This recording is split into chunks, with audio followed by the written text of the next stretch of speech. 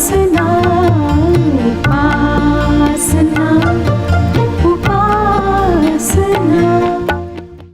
प्रिय बंधू आणि भगिनींनो, आपला तारणारा प्रभू येशू ख्रिस्त याच्या नावात आपल्या सर्वांचे उपासना कार्यक्रमात हार्दिक स्वागत. प्रियांनो, आजच्या कार्यक्रमात आपण शौल राजाच्या मृत्यूनंतर काय काय घडामोडी झाल्या याबाबत माहिती घेणार आहोत. कोणत्याही मोठ्या व्यक्तीच्या मृत्यूनंतर आणि विशेष म्हणजे जेव्हा ती राजा असते त्यावेळेस दोन गोष्टींवर त्या मृत्यूचा प्रभाव कायम पडतो. एक म्हणजे राजकीय स्थिती आणि दुसरी म्हणजे गृहस्थिती. शौलाच्या मृत्यूनंतर राजकीय परिस्थिती आणि गृहस्थिती कशी बदलत गेली हाच आपल्या अध्ययनाचा विषय आहे. तर मग चला प्रियानो, आपण आपल्या अध्ययनाची सुरुवात करूया. श्रोत्यानो, आम्ही शमूएलाच्या दुसऱ्या पुस्तकाच्या अध्ययनाला सुरुवात केलेली आहे. आज दुसरा अध्याय आम्ही अभ्यासणार आहोत आणि त्यानंतर तिसऱ्या अध्यायाला आपण सुरुवात करूया. दुसऱ्या अध्यायामध्ये दाविदाला यहुदावर राजा म्हणून नियुक्त करण्यात येते ह्याविषयी सांगण्यात आलेले आहे. दावीद परमेश्वराच्या मार्गदर्शनानुसार वर हेब्रोनला जातो, जेथे यहुदा वंशावर त्याला राजा नियुक्त करण्यात येते. अब्नेर, जो शौलाच्या सेनेचा सेनापती होता, त्याने शौलाच्या इशबोशेत ह्या पुत्राला अन्य 11 वंशाच्या लोकांवर राजा नियुक्त केले. परिणाम स्वरूप आम्हाला दिसतं की यादवी युद्ध सुरू झाले. दुसरा अध्याय पहिलं वचन पहा काय सांगतं. शमूएलाचे दुसरे पुस्तक दुसरा अध्याय पहिलं वचन. यानंतर दाविदाने परमेश्वरास प्रश्न विचारिला की मी यहुदाच्या एखाद्या नगरात जाऊ काय? परमेश्वराने म्हटले, जा. दाविदाने विचारिले, कोणीकडे जाऊ? त्यांनी म्हटले, हेब्रोनास जा. ह्या ठिकाणी यानंतर हे शब्द आम्हाला शौल आणि योनाथन यांचा मृत्यू व त्यानंतर त्यांच्या मृत्यूबद्दल केल्या गेलेल्या शोकानंतरच्या वेळेबद्दल सांगतात. आता शौल ह्या चित्राच्या बाहेर आहे. काय करावे ह्याची दाविदाला माहिती हवी आहे. तो परमेश्वराला विचारतो, काय मी यहुदाच्या कुठल्या एका नगराला जाऊ? त्याने हा प्रश्न का विचारला? श्रोत्यांनो, लक्षात घ्या की तो पलिष्टी देशात आहे. शौलाचा मृत्यू झाला आहे आणि दावीद त्यानंतरचा राजा आहे. त्याची पुढची मोहीम काय राहणार? जोपर्यंत परमेश्वराचे मार्गदर्शन प्राप्त झाले नाही तोपर्यंत तो वाट पाहत राहिला.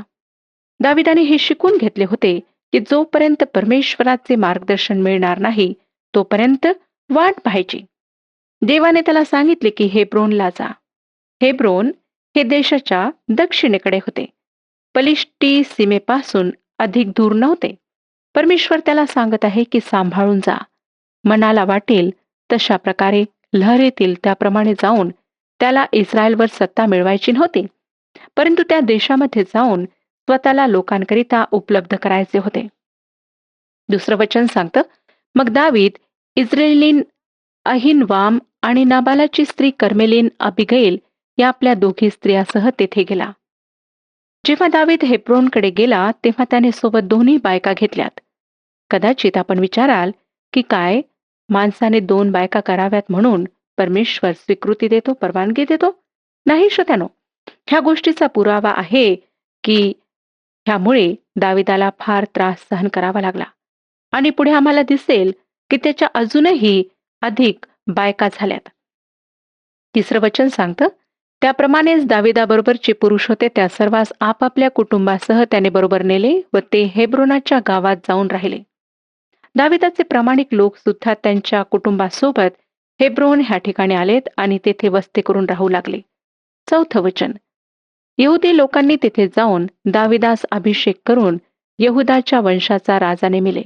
दाविदास असे कळून आले की शौलास ज्यांनी मूठ माती दिली ते याबेश गिलादचे लोक होते.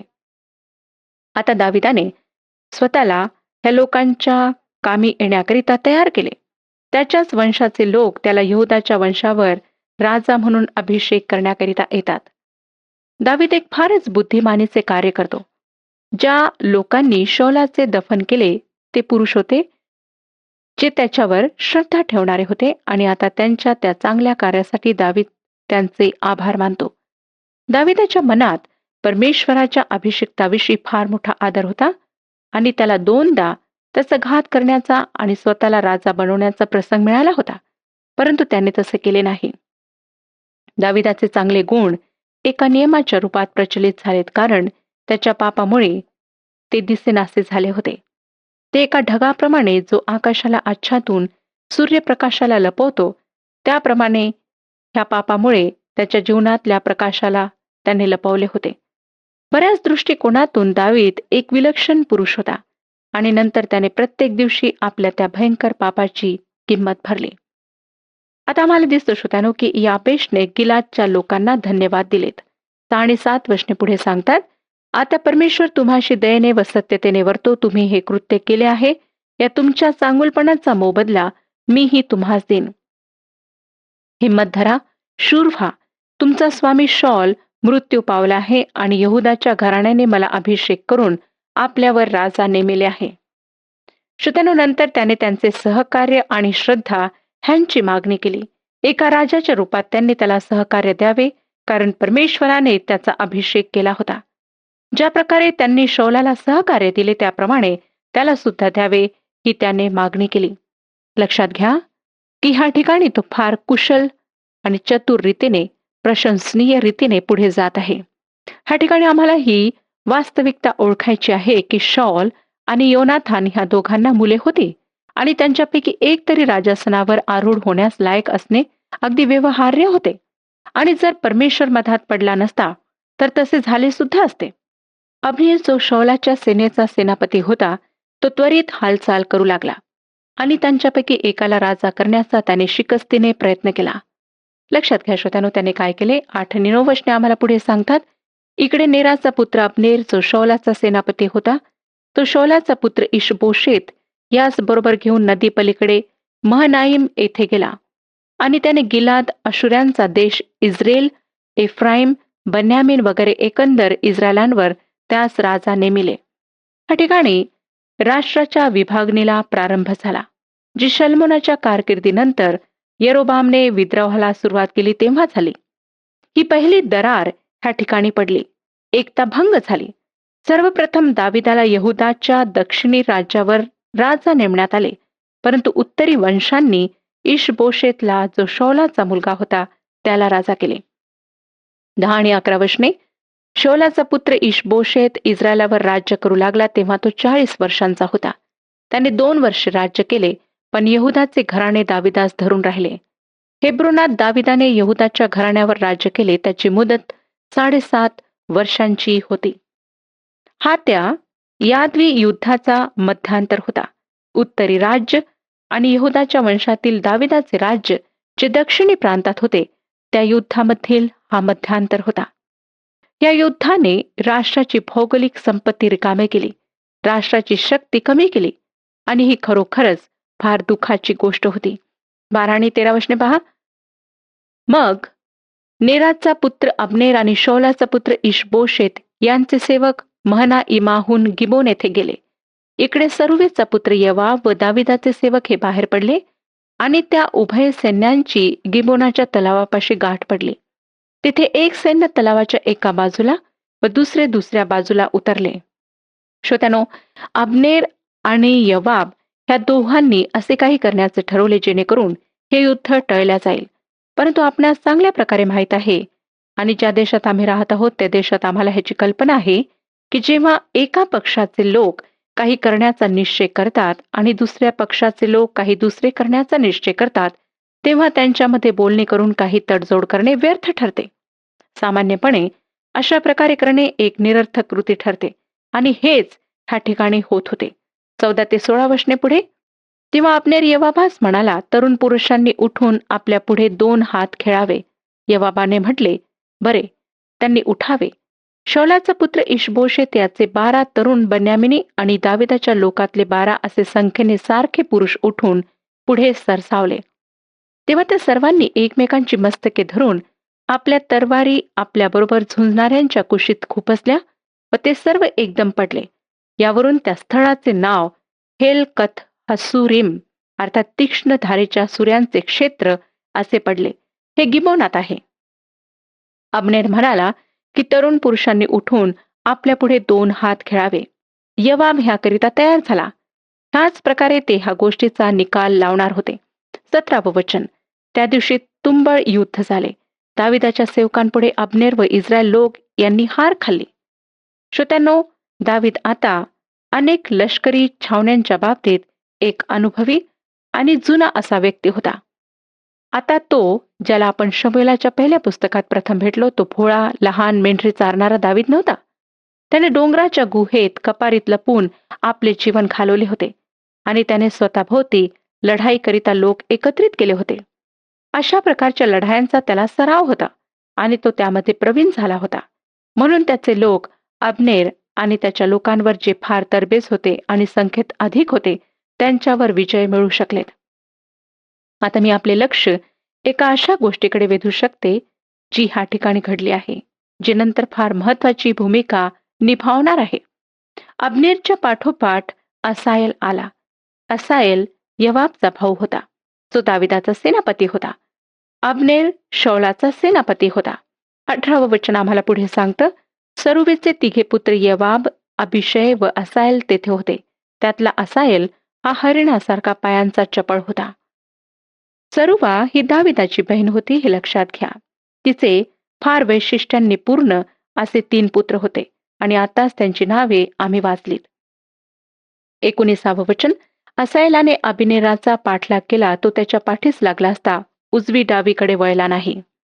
श्रोत्यानो, अब्नेरच्या तुलनेमध्ये असायेल काहीच नव्हता. म्हणून अब्नेर त्याला सावधान करतो, त्याला चितावणी देतो. 22 आणि 23 वचने पुढे आम्हाला सांगतात, अब्नेर पुन्हा असायलास म्हणाला, माझा पाठलाग करण्याचे सोडून दे. तुला मारून जमिनीवर पाडण्यास मला का लावितोस? मग तुझा भाऊ योवाब यास मी आपले तोंड कसे दाखवू? तरी तो काही केल्या मागे सरेना. तेव्हा अब्नेराने आपल्या भाल्याचा दांडा त्याच्या पोटात असा खुपसला की तो त्याच्या पोटात जाऊन पाठीतून निघाला आणि तो तेथेच पडून मेला. असायेल मरून पडला. त्या ठिकाणी जेवढे लोक आले तेवढे स्तब्ध उभे राहिले. श्रोत्यानो, अब्नेरने योवाबच्या भावाला मारले. ह्याचाच अर्थ की योवाबच्या मनात आता त्याच्याविषयी कडूपणा, घृणा आणि सुडाची भावना आली होती. त्याने घेतलेला बदला नंतर आम्हाला वाचायला मिळेल. 32वं वचन पुढे मी आपणाकरिता वाचत आहे. शमूएलाचे 2 पुस्तक 2 अध्याय आणि 32वं वचन. आणि त्यांनी असायलास उचलून नेऊन बेथलेमातील त्याच्या बापाच्या थडग्यात मूठमाती दिली. मग योवाब व त्याचे लोक रात्रभर कूच करून उजाडताच हेब्रोनास पोहोचले. असायलच्या मूठमातीद्वारे ह्या अध्यायाची समाप्ती होत आहे. मूठमाती दिल्यानंतर योवाब आणि त्याचे लोक रात्रभर चालून गेले आणि सकाळी हेब्रोनास पोहोचलेत. जे काही घडले ते त्यांनी दाविदास सांगितले. श्रोत्यानो, परमेश्वराने दाविदाबद्दल त्याची जी सर्वसाधारण योजना होती ती प्रगट केली.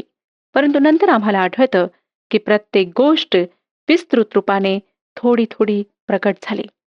एकदम एकाच वेळी सगळे काही पूर्ण झाले नाही. परमेश्वराने ज्या प्रकारे त्याला अनुशासित केले होते त्यामुळे दावीद धीर धरण्यास शिकला. आम्ही जे परमेश्वराच्या सेवेत आहोत, आम्हाला सहनशीलता, धीर धरणे हे शिकायचे आहे. याकोबाचे पत्र 1 अध्याय 3 आणि 4 वचन सांगतं, तुम्हास ठाऊक आहे की तुमच्या विश्वासाची परीक्षा उतरल्याने धीर उत्पन्न होतो आणि धीराला आपले कार्य पूर्ण करू द्या, ह्यासाठी की तुम्ही कशातही उणे न होता तुम्हाला अखंड परिपूर्णता प्राप्त व्हावी. दाविदाने परमेश्वराच्या आज्ञेचे पालन केले आणि परमेश्वराच्या आज्ञाधारक सेवकाप्रमाणे तो हेब्रोन येथे गेला आणि तिथे त्याचा राजा म्हणून अभिषेक करण्यात आला. ह्या ठिकाणी लक्षात घेण्यासारखी गोष्ट ही की दाविदाचे गौरव हळूहळू थोड्या थोड्या प्रमाणात आले. संपूर्ण इस्रायल राष्ट्रावर दाविदाला राजाच्या रूपात आणण्याचे कार्य परमेश्वर पायरी पायरीने वेगवेगळ्या पैलूंचा उपयोग करून करीत होता. परमेश्वराचे मार्ग पायरी पायरीने अंमलात येतात.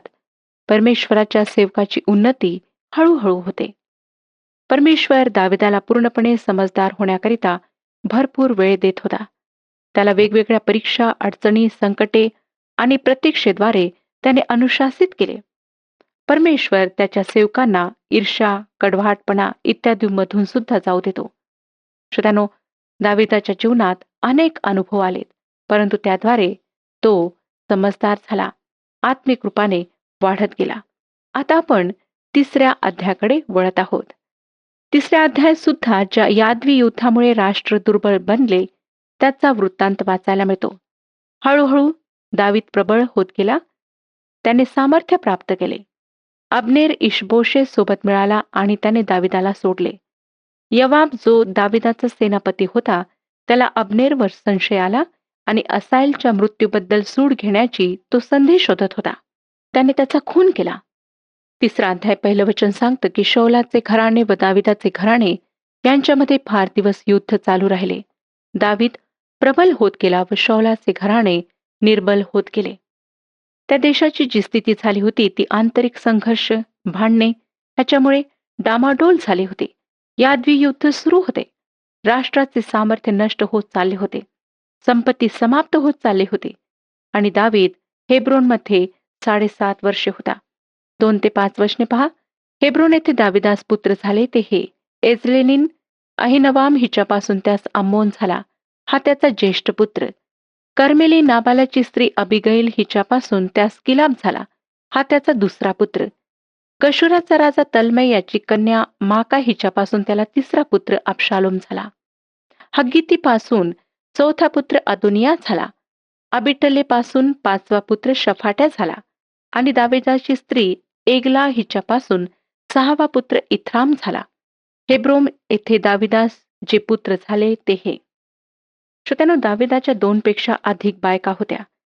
दुसऱ्या स्त्रिया होत्या ज्या दाविदाकरिता पुढे जाऊन फार मोठी समस्या बनणार होत्या. परमेश्वराने त्याकरिता संमती दिली नाही आणि दावीद सुद्धा आनंदात त्यामुळे राहू शकला नाही.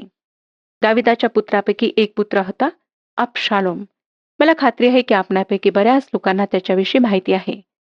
नंतर आम्ही पाहणार आहोत श्रोत्यानो की त्याने कशा प्रकारे दाविदाच्या विरुद्धात बंड केले आणि कशा प्रकारे तो त्याच्या विरुद्धात केला. हाच तो पुत्र होता ज्याच्याविषयी दावीद विचार करीत होता की तो त्याच्यानंतर राजा म्हणून येईल. परंतु तो युद्धामध्ये यवाबद्वारे फार वाईट रीतीने मारला गेला. जेव्हा तो मारला गेला तेव्हा दाविदाला फार दुःख झाले. अबशालोमची माता कोण होती? त्याची माता माका होती, जी तल्मै जो गशूरचा राजा होता त्याची मुलगी होती. आपण जर शमूएलाचे पहिले पुस्तक 27वा अध्याय आणि 8वं वचन वाचाल तर आपणास आढळेल की दावीद व त्याचे लोक यांनी गशुरी, गिरची व अमालिकी यांच्यावर स्वारी केली होती. मला वाटतं की असे करण्यामध्ये दाविदाने चूक केली. त्याने ह्या लोकांची कत्तल केली. त्यामध्ये गशूरचा राजा सुद्धा होता. परंतु त्याने त्याच्या मुलीला बंदी करून नेले. ते अर्थातच त्याची पत्नी झाली आणि त्यांना पुत्र झाला. तोच हा तरुण पुरुष होता ज्याने दाविदाविरुद्ध बंड केले. श्रोत्यानो, ह्या सर्व गोष्टींकडे परमेश्वराचे लक्ष होते. दावीद आपल्या पापांपासून, त्यांच्या परिणामांपासून दूर जाऊ शकला नाही हे लक्षात घेणे आमच्याकरिता फार महत्वाचे आहे. आम्ही सुद्धा अगदी हेच करतो. आम्ही पूर्णपणे परमेश्वराच्या आज्ञा पाळीत नाही. काही प्रमाणात पाळतो आणि काही ठिकाणी आपल्या मनाप्रमाणे करतो आणि नेमके तेथेच आम्हाला पश्चाताप करण्याची पाळी येते. आज आपल्या जीवनात असं काही आहे का जिथे आपण परमेश्वराच्या आज्ञा विसरल्या आहात आणि मनाप्रमाणे करीत आहात? लक्षात असू द्या, आज नाहीतर उद्या, उद्या नाहीतर परवा आपणास परिणाम अवश्य भोगावे लागतील. दाविदाची सर्व नावाची बहीण होती, जिचे 3 पुत्र होते: यवाब, अभिषय व असायल.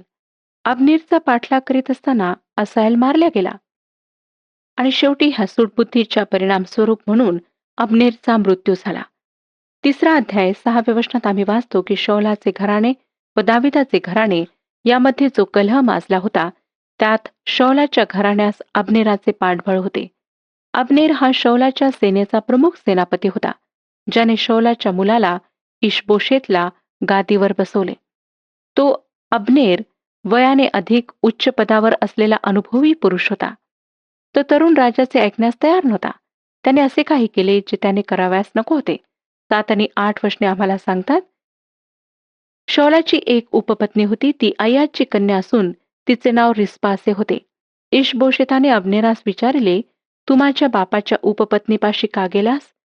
इशबोशेताचे हे शब्द ऐकून अब्नेरास क्रोध आला व तो त्यास म्हणाला, मी काय कुत्र्याचे डोके आहे? मी काय यहूदाच्या पक्षाचा आहे?